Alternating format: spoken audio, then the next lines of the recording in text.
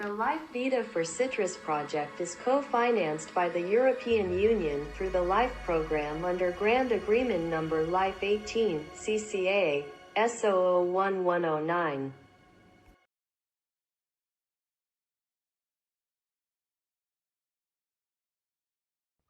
Bienvenue sur une parcelle de clémentiniers en Corse, dédiée à des expérimentations pour le projet Life Vita for Citrus.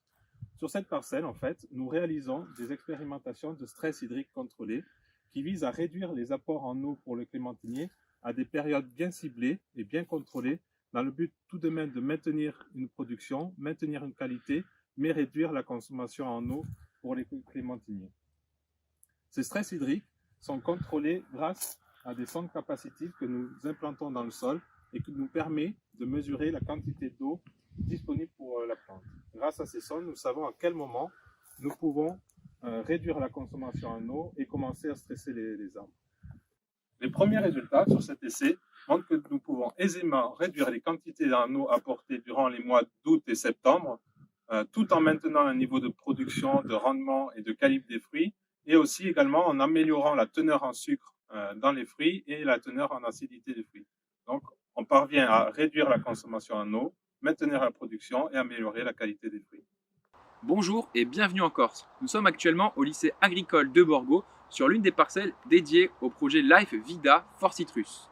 Ici, nous étudions plus particulièrement l'effet du couvert végétal et de certaines haies sur des populations d'insectes prédateurs du psylle africain, qui est l'un des vecteurs majeurs de la maladie du HLB.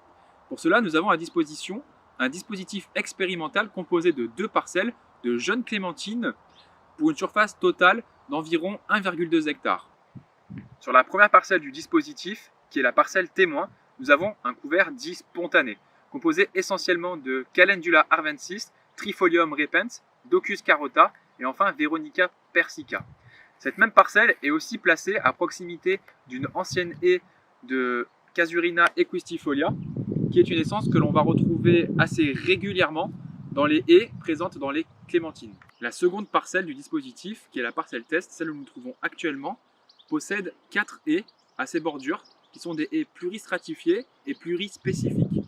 Chacune de ces haies est composée d'essences adaptées au climat local, avec par exemple Myrtus communis, mais également d'essences qui sont connues pour être favorables à l'installation de prédateurs naturels du psylle africain. Concernant l'enherbement, on a un enherbement qui n'est pas spontané, mais qui est un enherbement dit contrôlé, avec essentiellement Vicia sativa, Avena sativa et Raffinus sativus. Enfin, cette même parcelle sera utilisée dans la partie réplication, notamment via l'installation et le suivi d'un hôtel à insectes.